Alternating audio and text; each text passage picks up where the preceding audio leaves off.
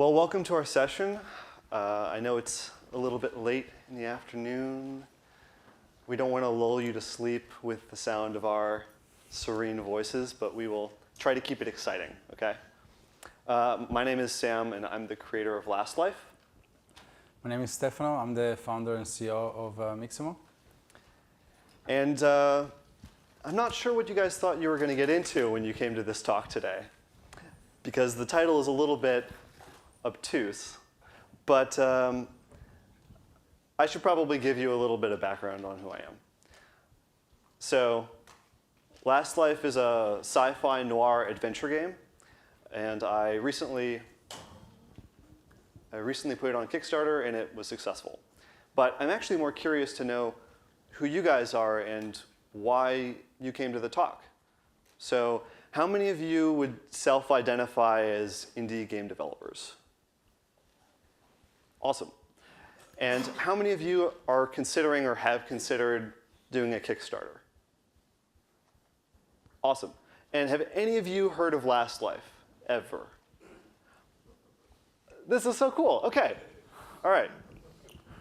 Well, for any of you who haven't heard of Last Life, I just wanted to give you a glimpse into what it's all about with the trailer that I put together. And the rest of this talk is going to be about how I got from basically initial concept to and through the Kickstarter, as well as the tools that I used along the way that helped me. Here is that Kickstarter teaser. Hi, I'm Sam Farmer, and this is Last Life.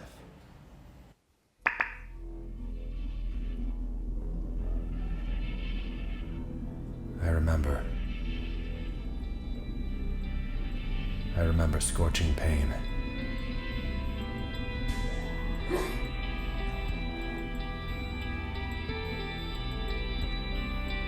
My heart's last beat.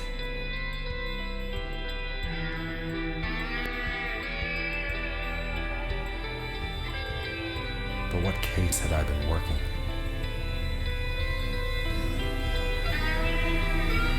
Who wanted me dead?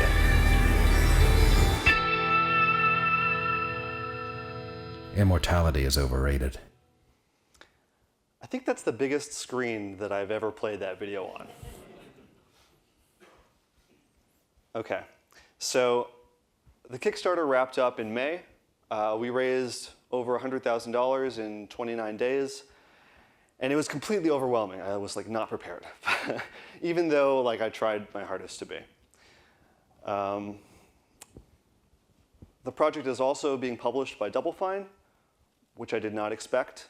But I'll walk us through all of that. First, I should just cue some music up. Shout at me if it's too loud, if you can't hear me. Really trying not to put you to sleep, I promise. OK, so to start, we got to go back to when I was studying at USC. And I was studying game design. But yay! But I actually learned a lot of other stuff, not game design. And I took a GE class that was a neuroscience class that kind of opened my eyes to transhumanism. And this is a book, by the way, that I found at the Goodwill near USC. But it's kind of the essential tome of transhumanism. Transhumanism is this sci-fi concept that we can use technology to better ourselves and to improve our own human faults, like mortality, for example. All right, now fast forward 2 years. I graduated. I'm now working for a large media company. Still using Unity, but I'm using it to make social games, which is not my favorite. And at the time, I was dreaming of what I would do if I went indie. And I just kept coming back to these transhumanist sci-fi plot lines and worlds. Thankfully, the office I was working in shut down. And I took that as the perfect sign for me to go out and do the indie thing. with my sights set on Kickstarter. Now, I had done a lot of prototypes in the past, and I had made some half-finished projects that were good ideas, but there's a difference between having a good idea and having an idea that's good for you to make, right? These may have been better for other people, but the problem was that none of them really held my attention for longer than 2 months, or I would get frustrated on a technical hang-up, and I just wasn't motivated to keep going. So I was committed to picking something that I would really want to stick with, because I know game development takes a while. Now, at the time, trying to think about like what interests me in games and what kind of game I want to make, and I love storytelling. I went to film school, really interested in that medium, but not making games as films, just, you know, storytelling. And adventure games were in a renaissance at the time, right? Broken Age was, I guess they were in production, and I was following their updates, and The Walking Dead was doing great, so I decided I would try to make an adventure game. And I would try to connect that to these philosophical concepts I was interested in. So this led me to my premise. I wanted to make something dark and noir and mysterious, but I wanted it to have transhumanist overtones. So noir is usually about crime, death, terrible things that never turn out well. And transhumanism has a lot of different aspects, but one of them is this immortality idea. So I thought, wouldn't it be great if you could live in a world where you uploaded your brain to a computer and then they'd 3D print you a new body when you died? And then, what if you were playing as a PI who had to investigate his own murder? Seems like yeah. So that was my premise, and I got excited about it. But I knew that it wouldn't work on Kickstarter until I had an art style that was catchy. So I did a bunch of research, and I'm just a one-man shop, so I wanted to pick something that would be achievable and something that I could, so I could kind of use that to my advantage. So I started with low poly. I'm not really a 3D modeler, but I figured I could achieve the low poly style, and I love lighting. So when I put this together, this was the feel that I wanted my game to evoke. And these were not images that I made. They're other people's work. But I started to dissect them and figure out what worked well, and the gradients that they used, and the scale, the sense of scale that you got out of that concept art over there. And I just want to make a little aside here. This is pretty abstract for game standards. Large teams can do this really well. Everyone can kind of agree on what's realistic, so you can throw more money at the problem. But as an indie, you have to focus on creativity and tools that allow you to maximize your creative output. Because you can't make a lot of content, I say, the person making the adventure game. So, right, I was set on this, but I had no solution for some of these like typical content problems. I came up with, I did the low poly thing, all right, modeling taken care of. Then I had this animation problem. You got to communicate characters through animation to tell a cinematic story. At least that's what I wanted to do. So a friend of mine recommended me Mixamo, which is, if you don't know, it's a, wait, who here has heard of Mixamo? Never mind. No, I found out about this and it was awesome, right? Like within a day or two, I was able to throw my model into that program after learning how to rig it and play with a bunch of stuff, and it gave me ideas for how to actually tell my story in more interesting ways, which I'll get into later. Okay, so that's my little aside on abstraction in games, which you guys thought the whole talk was about. So I was going indie, and I didn't want to go crazy going indie because I know that that can happen. It's happened. So I decided to join a co-working space. And this is a creative collective in LA. And it's just a bunch of really cool people, but they share a space, so they don't work out of their homes. And that turned out to help a lot, right? The Mixamo thing came out of a friend of mine from Glitch City recommending it to me. So I had visuals, I had a premise, I had a support network, doing the checklist for Kickstarter. Now I needed a trailer, because the trailer is like the most important aspect of a Kickstarter page. And I was building this trailer, storyboarding it, building it with Cinema 4D, actually. Did I hear a clap for Cinema 4D? Yeah. Cinema 4D, guys. It's really good if you don't know how to model, but you want to make, okay. And then I started using Mixamo a lot. As I was building this, effectively it was an animation, right? Not a trailer. And I will admit that I didn't make this in Unity. This was like a big discussion and like a decision I had to make early on. Was I going to make the trailer in Unity, which would be more honest, or was I going to make it in Cinema 4D, having, you could have made it in Unity if you really wanted to. And I figured for my art style, I could do it. Okay. But I found that on Mixamo, there were just all these different animations with things that I hadn't even kind of thought of using.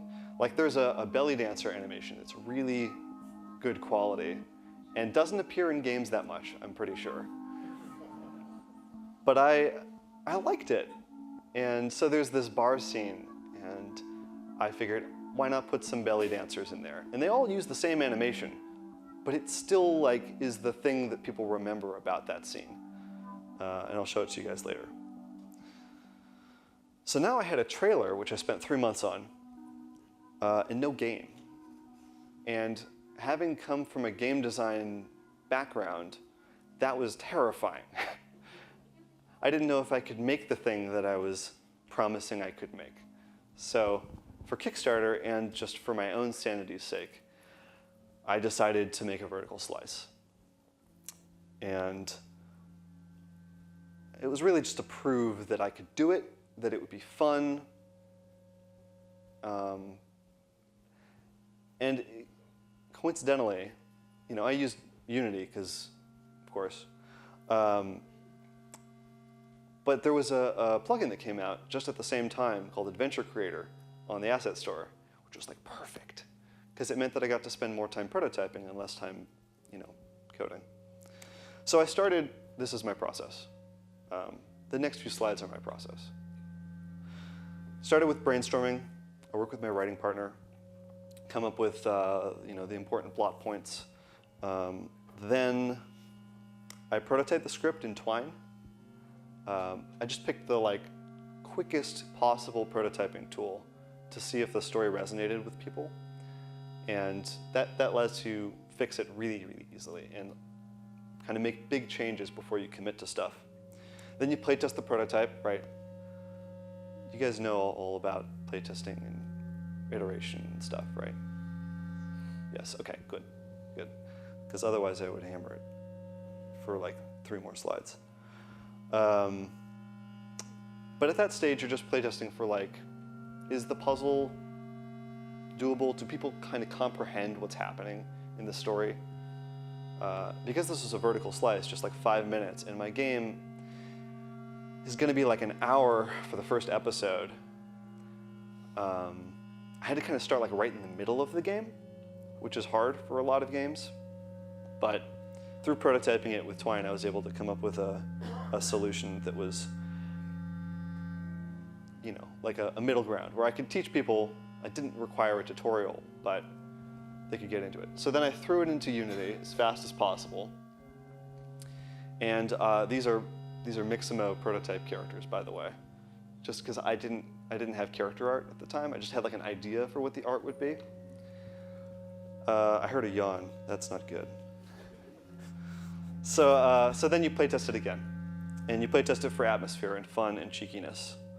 And then you iterate. And then you iterate. And eventually, you get to this. Do you guys want to see a demo? Okay, good. You know how they say time is money? Well, only a huge pile of cash could buy me a fresh 24 hours of being alive.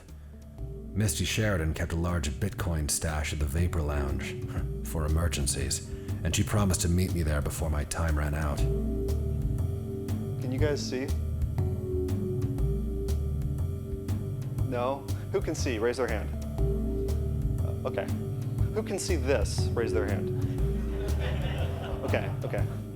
That was less people, by the way. Yeah, a lot less. That was a lot less people. Can we dim the lights a little bit? I don't know if there's a way. Anyway, it's a dark game. It's meant to be played at night. There you go. Yeah. So it's a point-and-click adventure game. You click on stuff. And in this game, you can left-click and right-click. Left-click interacts with stuff like this. The Harpies beckoned me to come dance with them, but I chose to live another day. All right, so I can't interact with them. Right-click lets you inspect stuff. So you can inspect these guys. A cluster of corporate fat cats caroused in the velvet-lined room, raising glasses and patting backs. And I know this puzzle, so it's not going to be super hard for me. But there's an inventory. That's a thing that, by the way, I found out if I don't tell people that, then they'll never solve this puzzle. So let's go talk to this guy. I walked over to the bar. It's weird to have two people's voiceover.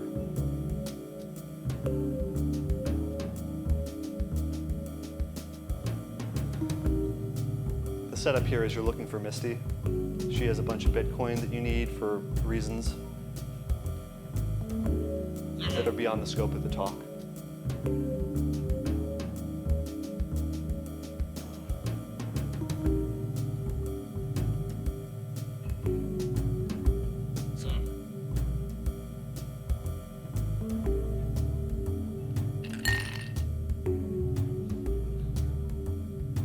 It's okay to laugh. So if I walk up and talk to this Across guy, the club. he's a jerk. But if I look at him, Teasdale was that sour, red-faced man you often find riding a bar stool. He was talking to himself, rocking in place. Worse yet, it looked like he was packing heat. you can keep looking at him, get more information. Occasionally, Teasdale called out, "Another shot." But the bartender didn't respond. Smart robot. So I'm trying to get upstairs and talk to Misty, but this guy's gonna block me, so if I try to walk up here. A grumble of sinister nuts and bolts rattled from deep within the barrel chest of the robo-bouncer. Apparently, I wasn't VIP material. And if I I try to talk returned to to the him, entry area. he's very frustrating. All right. So maybe I'll pull my gun. Considered drawing my weapon, but I didn't much care for the glint in the robo-bouncer's optics array. Well, I could smoke a cigarette, but that seems like a waste of time. And cigarette. I mentioned the belly dancer animation. It's all over. So this is a drink, which I can give to this guy. Teasdale downed the brewski immediately without a word of thanks. Okay, raise your hand if I should pick number 1. Raise your hand if I should pick number 2. Oh, you guys are so nice. Doesn't help. That'll make more sense in the final game, I promise. All Mixamo animations, right? It's like chaining them together. That DNA-enhanced brewski must have been 80 proof. All right, so now I can go upstairs. I climbed the silver staircase only to find Misty entertaining a clouder of fat cats. Now, Misty was there all right, keeping one eye on their roaming hands and one on the bar tab.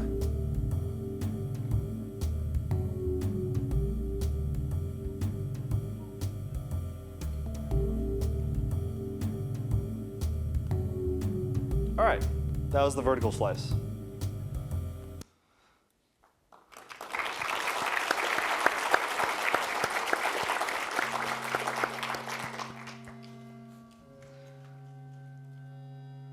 And next up, I want to ask Steffano to show you guys what other Mixamo tools you might be able to use and kind of talk about that.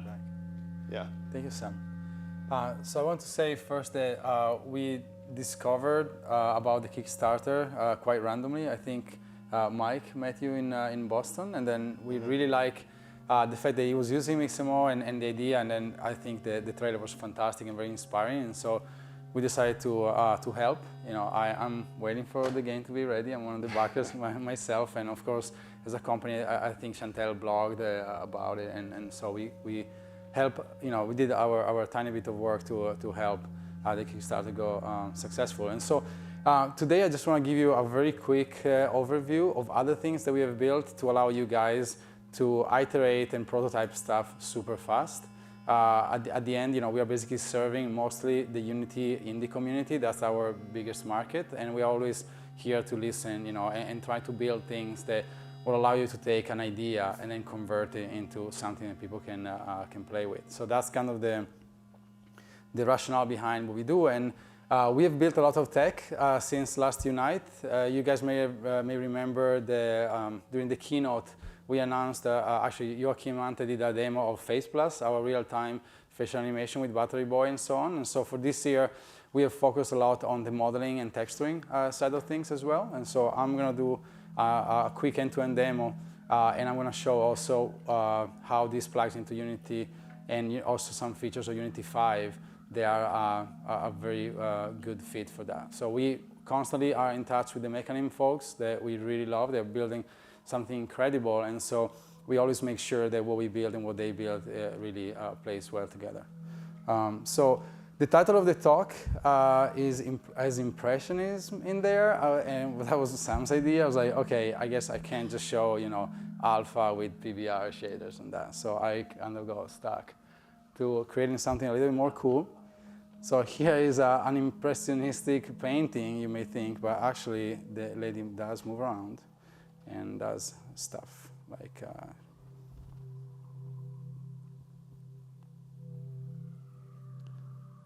so it looks a little bit like an impressionistic painting. She can go for a run in this post-apocalyptic world.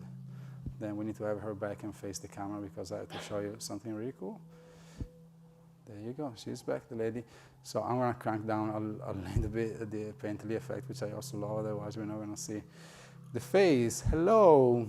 Hey guys, how are you? So here is Face Plus, animating in real time a fuse character. You can see this eye tracking.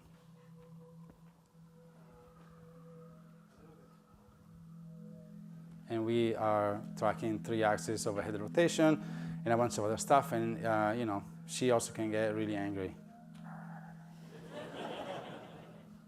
And so using Face Plus, you can record in real time this facial expression and put it in the game. So now I'm going to do a quick recording just to show you.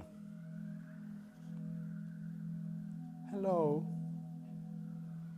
I can beat you up. And we also record audio at the same time, and we have added the ability of selecting different cameras. A lot of you guys were using, you know, different webcams and stuff like that. So now she's alive, she's talking, and she can also move around. So we have a Mecanim Blend 3 running in real time, and we are also capturing and recording facial animation right away. In order to get to this, it's now actually, you know, crazy difficult, but we have made the path basically from creation of the character to this, where you have a playable character with facial animation in the game, as fast as possible. So I'm going to do a quick demo of that. So another thing I want to point out is the idea and the vision of the look of the game is so important. We get it. We understand that modeling it and then having, you know, the text and so on is just the starting point. So we don't want to bog you down with the problem of doing stuff that is now becoming trivial. and we want to leave you as much time to actually think, what's the vision, what's the feel of the game, what am I going to communicate? And a lot of this stuff can be done using, camera filters and shaders and so on. And so in the last release of Fuse, we also have released a pack of free shaders that you can find in the Unity Asset Store or on Mixamo that has toon shaders and realistic shaders and so on that we have developed specifically for Fuse to make it look as good in the engine. So we are really aware of that problem, and we try to solve it with you guys. So let me remove the painterly, and then let's go back of how do I create a character like this. So here's Fuse. Let me start from scratch. I just had a talk like an hour ago, so I just did it, Now you saw it. I spoiled the surprise. Damn. So it's a new concept, is model by assembly. So not many people in the world know what a polygon is and how to deform it, but everybody understands, assembling humans together. So I'm going to start from some of these female characters. They are pretty generic. We have a lot of heads in here. We have added over 280 blend shapes on the body and face of the characters, so you can change everything just by going over and moving your mouse. So this is a 1K texture. You can also go higher res. We can change the mouth, we can move it, we can change the nose. So you can really create a character in just a few minutes and then go and edit every single possible detail of that character really fast. So I'm gonna also add a body there, and maybe we do like some zombie arms. They're always cool, like Survivor. That kind of, she's not a zombie yet, but maybe she got bit like a few hours ago. That kind of style. And then let's put an arm to that. Let's put some clothing on. So if there's, people with little babies here, they don't complain. Let's put some semi-destroyed jeans, since she's like a survivor. And so I mentioned 280 blend shapes. So not only the ones on the face can be customized, but also on the body. So now I can just drag and then make her muscles huge. It's very, very intuitive, very easy to do. So now she's more like beefed up. And every single part of her body and face can be customized in real time. But the most amazing thing that we did in the last release, which is 1.2, is we completely changed the skin substance. So this is my favorite part. Fuse integrates the substance SDK, so we work with the algorithmic very closely. And we have added a lot of sliders. So you can make your character look older. This is, of course, using the normal maps. We added also makeup. I can add, some eye shadow here. We can add beauty marks. I can add, mascara. I can add lipstick to my character. Now she looks like she got punched. Now she's like blushing like a lot. Yeah, maybe not. That's not a great idea. Let's add a little bit of lipstick. I think that would be cool. Maybe a color that is a little bit less bright. There you go. So my favorite one is the freckles. Man, freckles look pretty cool. So I can tweak that and then add visibility of the freckles to the face of my character. And I can also tweak things like, I don't know, tan, how much time she spent in the sun. She's a survivor, just crossed the desert. She had no sunscreen, so that's what you get. Always use sunscreen, guys. It's a good idea. And so here's now, we added also 2K maps. I mean, you guys were like begging for that, and we're like, okay, we're just trying to keep the memory footprint below 1 gigabyte, because otherwise on 32-bit machine, it was like crashing for reasons that are beyond our code. There's like operating system limitations. And so we were able to squeeze a 2K map with, I think now we are like a 982. So don't push it too much. So we are below the limit, 32-bit machines work, and we were able to get a 2K map in there. Let's add some clothing to this, some hair. So she has some hair stuff in there, and then let me make it a little bit more interesting. A little more saturated, there you go. So there we go. We added also a lot of clothing. There's all kinds of stuff. There's a adventure, fantasy we added that you can add on. And also the beauty of Fuse, and the most important thing, is that you can import your own stuff. So you're not stuck. This is like the first open platform for content as a character creator. Any content that gets imported into Fuse, characters or clothing, becomes integrated into the clothing system. And then if it is a character, inherits not only 280 blend shapes for customization, but also you get a body rig and a facial rig with 42 blend shapes. So I'm going to show you how this works. Basically, if I'm happy with my character, actually, let me do one last thing. Let me tweak the substance textures so you can see how easy that is. So I have different fabric for this one. I have the main fabric, the patterns, the trim, and so on. So now I'm changing the fabric to something different. These are just a bunch of substances that I can just import into Fuse. So not only the models and clothing and characters, but also the substances. Now I'm going to show you something that you should never wear at a party.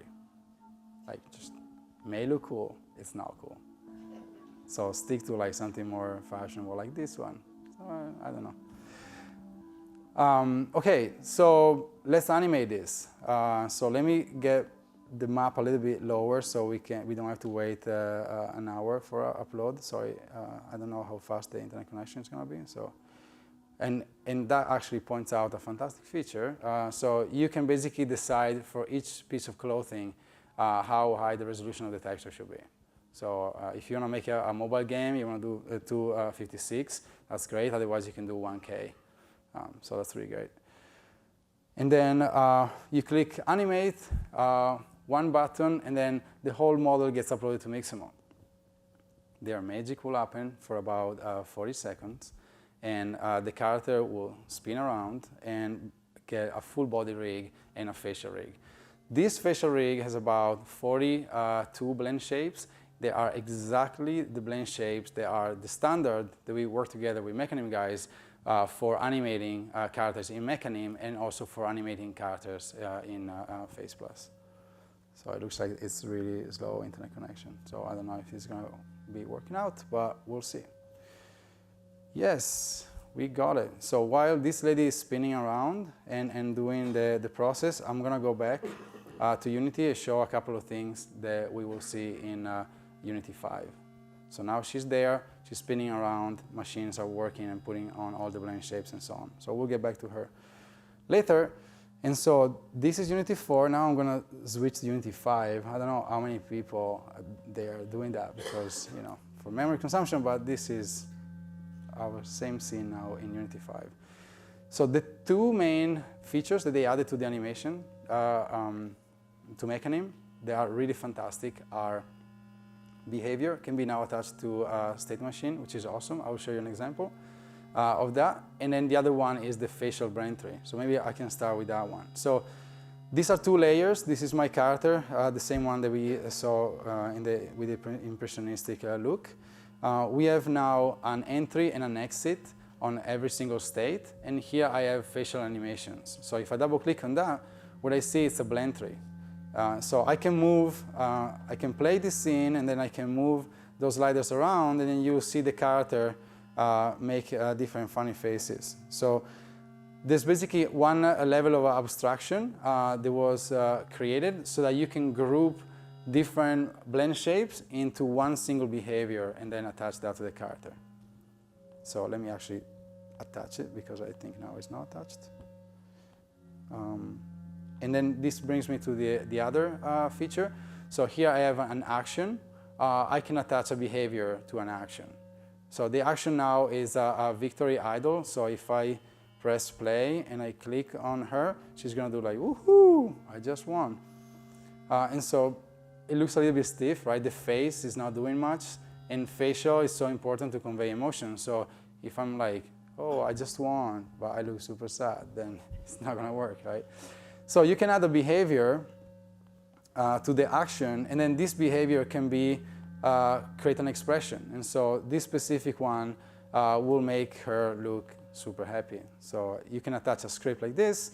Here I have my happy state that I define in the blend trees of the blend shapes in Mecanim, and then I'm just basically blending this in, and and then play it. So now that that is set, I can play, and then now I'm clicking, she has a victory, and she has a nice smile, and so on. So now you can take basically Face Plus, create all your blend tree of facial emotion expressions, the sad, the happy, and you can basically use behavior on the state machine to hook them up.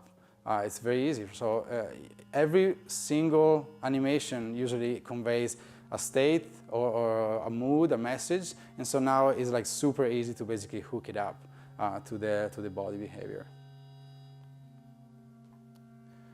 And also, they made it so it's really easy to have idols randomized in there. So, for example, both for the facial and for the basic layer, inside the idol, we have now 3 idols, for example. And then for each idol, I have a random logic behavior attached to it.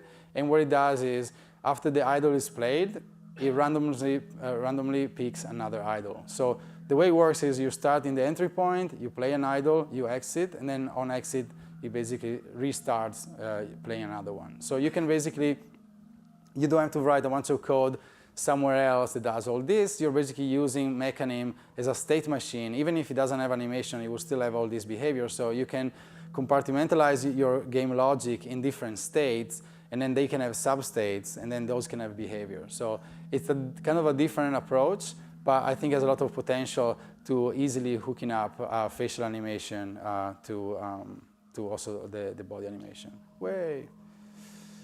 There you go. So let me go back to the other lady that was spinning in the meantime. Whoa, she's alive. There you go. So it took about 40 seconds for fuse characters, and now she has a full skeleton.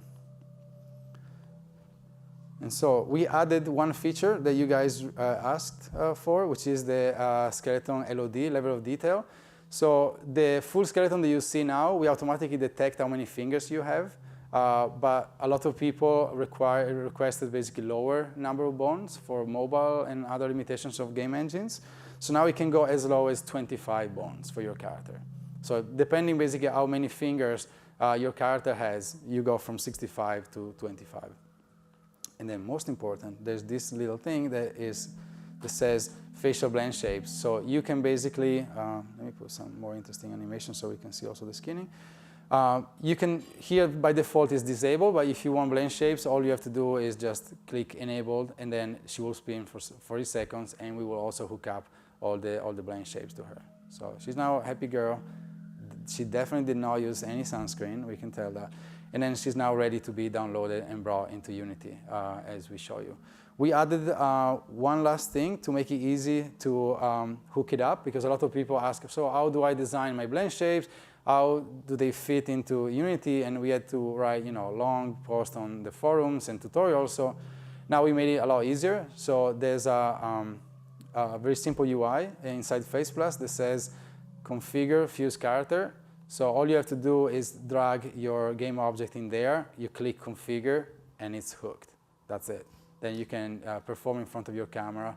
And we also have added some calibration presets, so you can do different extreme faces, and then you can be happy because you're being paid while you're making funny faces, which is kind of cool. And then those are recorded, and so the character becomes more expressive because we learn what your extreme facial expressions are, and so we can use that to push a little bit the limits, especially for cartoon characters. That's a really great thing. I think I covered pretty much everything. The one thing I want to stress before calling back Sam is that Fuse is a platform. We recently, we've been able to actually use it with Kinect. So this is a blog post from Microsoft from last week. We 3D scanned our product manager, Fuse product manager, and we got body scan of him. We used just the Kinect 2 that was released, I think 2 weeks ago, the one for Windows. You can now import those scans inside Fuse, so you can take a scan of yourself or your friends and import it in there, and then you can apply clothing. You have 280 blend shapes to make yourself, superhuman and all that stuff. It looked, pretty close, I think. And I'm sure the technology will improve. We're using Body Labs, which is a partner of ours.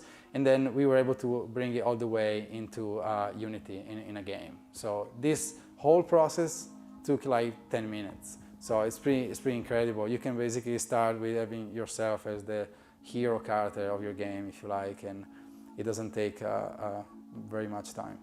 So as a future roadmap, we want to, now that we have created the platform, and we got a lot of feedback from you guys, the number one requested feature now is more content. And so we are thinking about creating a marketplace for Fuse parts. Anybody can create parts for Fuse and characters.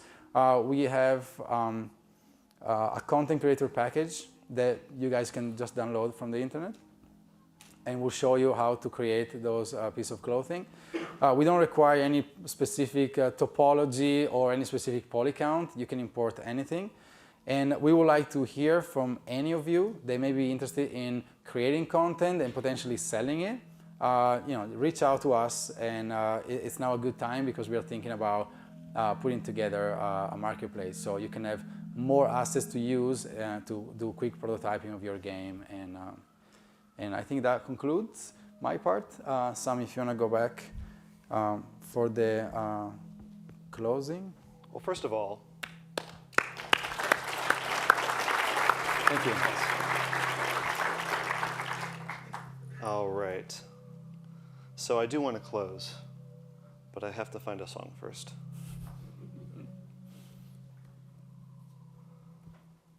Is this it? Yeah. Well, maybe this is it. I don't know. We'll find out. Okay, so where was I? I just finished a vertical slice, and I was up against my deadline. I wanted to do the Kickstarter right after GDC, so I made a bunch of stickers, which was my viral marketing campaign, and I just gave them to friends. And I wish I could say that that's all that I had to do to get the crazy amount that I raised. But there's all this lucky stuff that happened in the middle of that, and as a result, where I got contacted by, or actually I found a tweet by Double Fine, which I responded to, and that's how we synced up, and then now they started publishing it, and then like 2 weeks later, they flew me to PAX East to actually launch the Kickstarter at PAX East. Other things like just having a really supportive group of friends, family, mentors, partners that are willing to help you as you're building the thing and then carry you to the finish.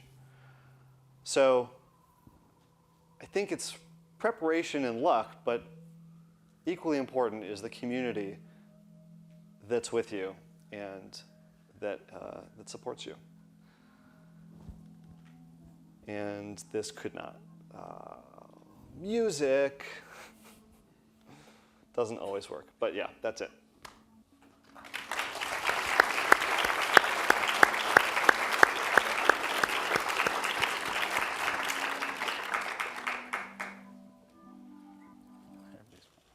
Oh, yeah. Cool. Thanks, guys. You can come here if you have questions. There are 2 microphones, one over there and one over here.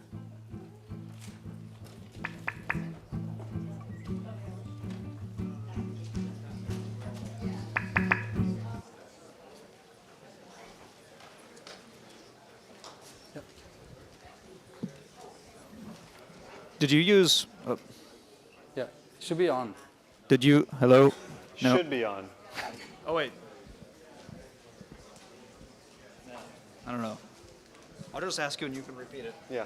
Did you use Adventure Creator? Can you the guys asset turn on for the microphone? for the actual game? Did you actually use that in production? Or? Yeah. The question was, am I using Adventure Creator for production? And yes. Yes. If he stops supporting it, my game's dead. So. Mine is too. Good. No, that's not good. But at least it's open. Yeah. Yeah. Other questions? Yep. Yeah. This one's working. Yeah. So the character for your game is pretty clearly not one of the Mixamo characters, and you made it clear that you used the Mixamo animations, but did you use any of the other Fuse features with those custom models that you made? You know, I had a specific style in mind, so that's why I didn't use the Fuse stuff. But for prototyping, it actually does take me a while to make the low poly characters. So using prototype characters as stand-ins has been really helpful for me. I mean, you guys saw the vertical alpha. slice there, but yeah, alpha, yeah. As I'm going forward, I prototype every scene with the same iterative process. So yeah. Okay. Yeah, and I would use Face Plus if my characters had faces.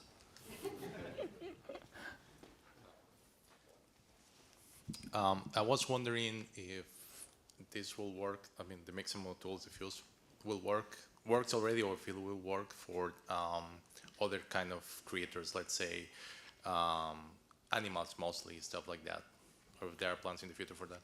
Yeah, so there are plans for that, and actually we are getting that request quite a bit. We actually have a version of Fuse that is running with like horses and dogs and cats. So we have done experiments. The same tech works. So it's something that we're thinking about, and maybe we'll release, next Unite or so. Hypothetically.